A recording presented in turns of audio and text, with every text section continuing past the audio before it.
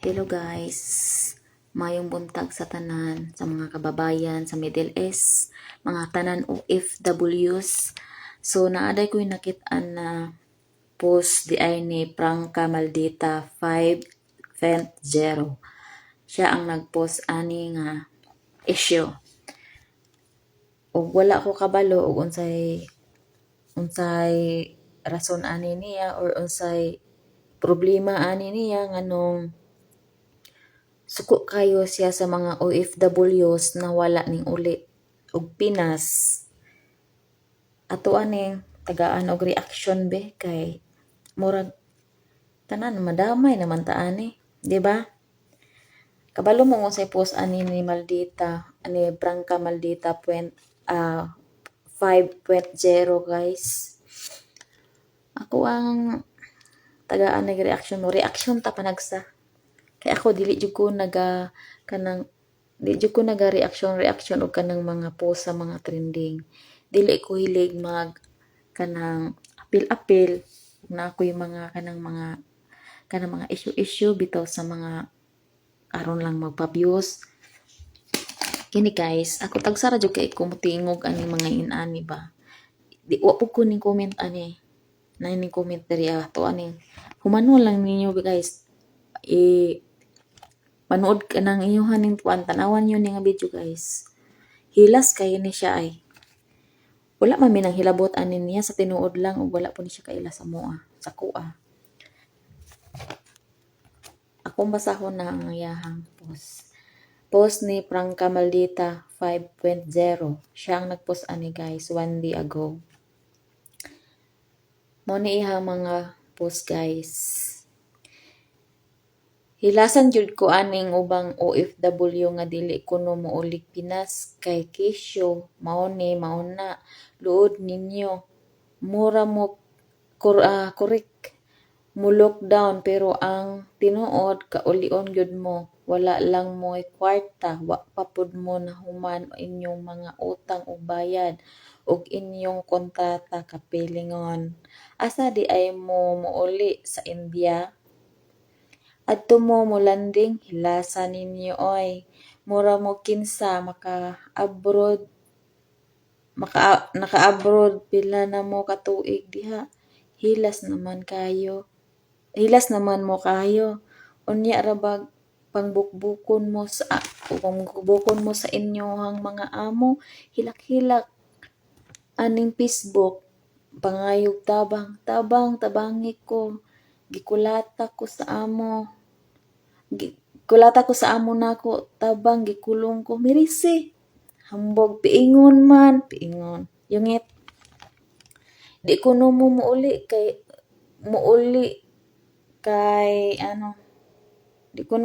sa Pinas kay bla bla bla mapas mo ka og tapulan ka sa Pinas maoran na di kay idahilan we hilasa manulti luod kaayo. Nay commentary sa isa ka netizen ha. Akong basahon guys. Kung tugutan lang gyud sa amo, muuli gyud ko kay di gyud lalim mo way tarong tulog sa boto-boto mingaw kaayo. So, comment na sa netizen guys. Ito na akong reaction guys. Akong pangutana nimo kabayan, asa ka karon? Naka sa Pinas o naka diri sa abroad? Mangutana lang kung unsay problema nimo sa mga OFW nga wala ni uli. Ha? Ug mangutana ka o pila na may katuig dire. Dili sa pagpanghambog 9 years na puko diri Wa koy uli-uli. Dili sa pagpanghambog. Anong mingon man kag hilason nganong gihilasan man ka ug unsa pay problema nimo? Giunsa day ka namo? Giunsa day ka namo mga OFW nga wala ning uli? Unsay problema nimo sa moa? Kay ngano ug muli mi sa Pinas ikaw mo pakaon sa mong pamilya, gastuhan nimo amo mga estudyante. Ikaw mo hatag og konsumo, groceries sa moa matag adlaw. Ikaw mo sweldo sa moa. Unsa may problema nimo sa moa? Ang kami wa man nang hilabot nimo. Ako dili ko hilig unta ani. Wala koy comment ani nga post nimo pero nakita ko ni sa agi sa kunya newsfeed. No? Ako lang may istorya sa imo ha. Unahan na imong kaugalingon kung wala ka nalipay sa imong kaugalingon sa imong kinabuhi, ayaw may damay-damaya. Magbuot man ka o dili mo muuli, moingon ka nga kung muuli mulanding sa India, magunsa man mi sa India, magulikat. No? Diri pa lang gani sa mga amo, dili man gani mi kagawas. Makakita ra mi diri ag sakyanan og manggawas mi. Di man gani mi kakita sa mong silingan diri kay ang pader diri nakatunga sa mo ang building. No? Ug kaluyan po sa Ginoo. Sa akong 9 years diri wa po ko gibukbok og amo. Sa ako ang pag 9 years diri sa abroad. Wala ba po ko nakulong. Kaluyan po sa Ginoo. No? Ako isa ka OFW single mom. Kaya ba nimo? Ha? Kaya ba nimo pakaunon tanan OFW ug manguli sa Pinas? Kaya ba nimo swelduhan sama sa mong sweldo diri sa abroad? Unsay problema nimo sa muang wa man hilabot sa imuha? Kana imuhang pagkakuan, imuhang pagkahilabtanon nga pagkatao. Mayon po kag mirisi, ikaw mirisi. Unsay trabaho nimo diha? Unsay trabaho nimo? Nagulat ra ka pagkaunon kasi mong bana? Hulat ra ka dunulan kag kwarta? Mayon kag tapulan? Walay taong tapulan. Ang mga tapulan kanang chismosa nga sama nimo. No? Unsay problema nimo sa mua? Pag unsay magbuot man kag di mi manguli. Muuli day ka kung asa ka padulong, kung asa ka karon, ug asa ka napadpad speed no ha.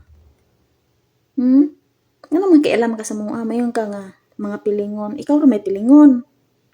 Pilingon ka kainggit man ka sa mua kana ami diri. Pilingon ka kay nasuya ka na mo.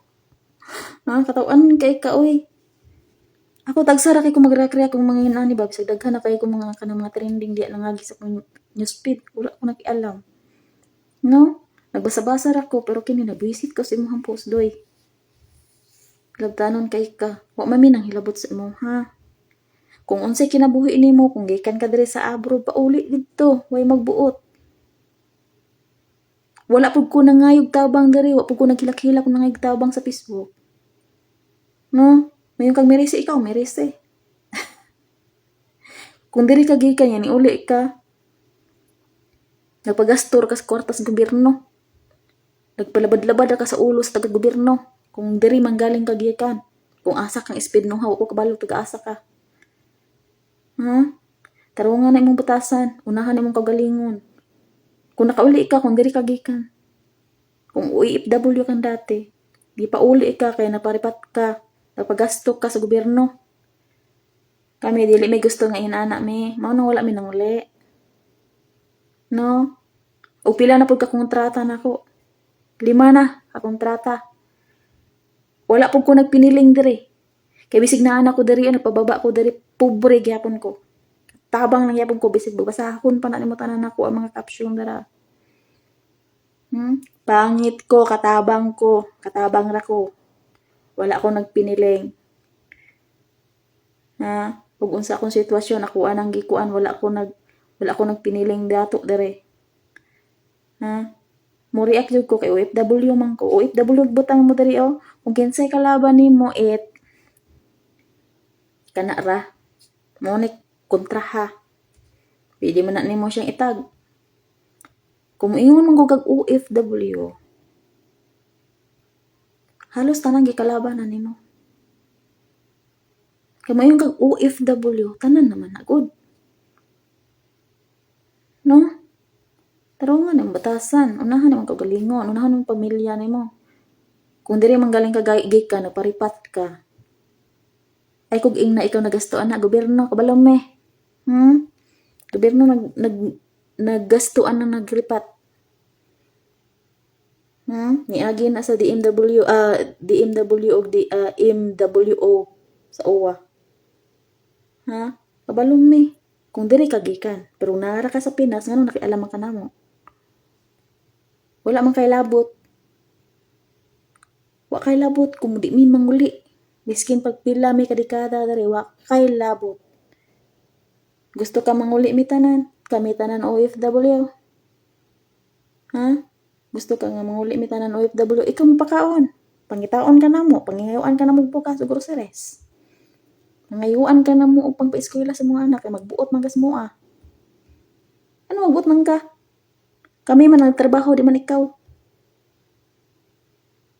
Ug moingon po ka nga issue og gira, wa may gira ang Middle East. Buhat-buhat ra na ninyo. Walay gira.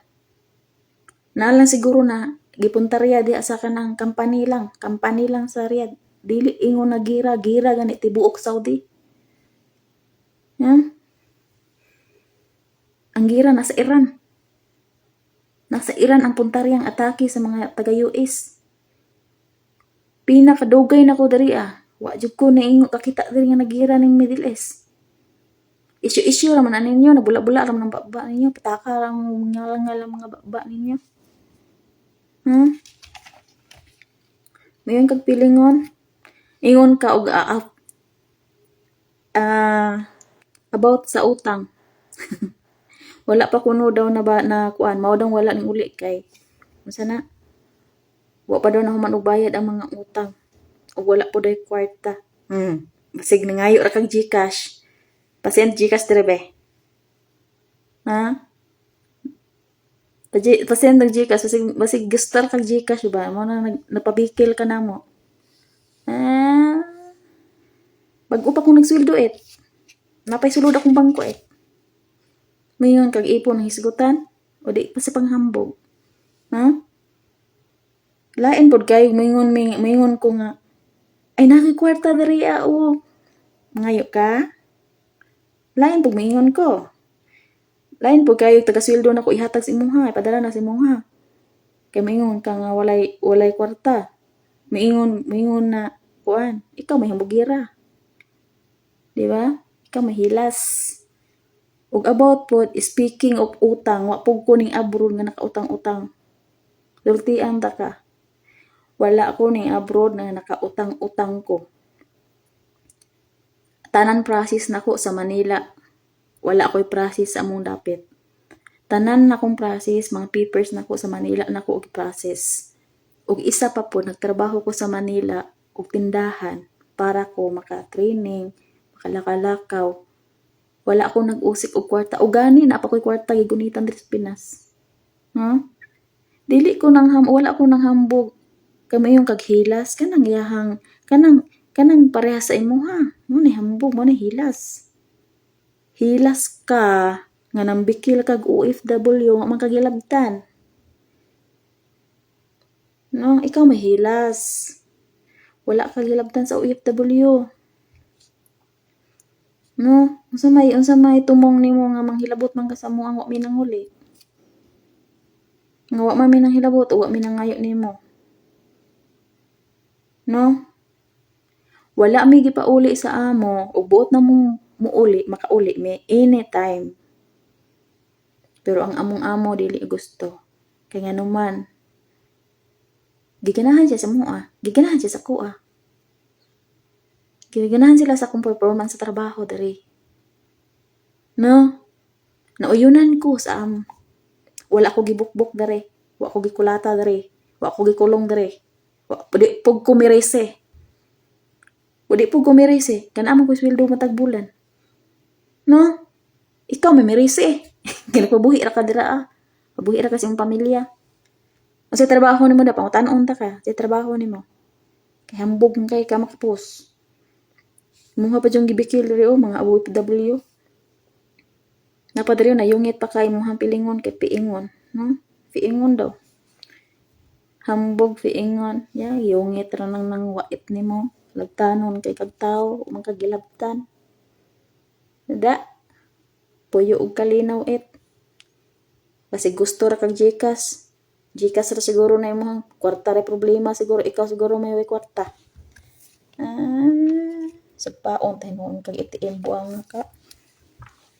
Yan sa paon ta kag ATM.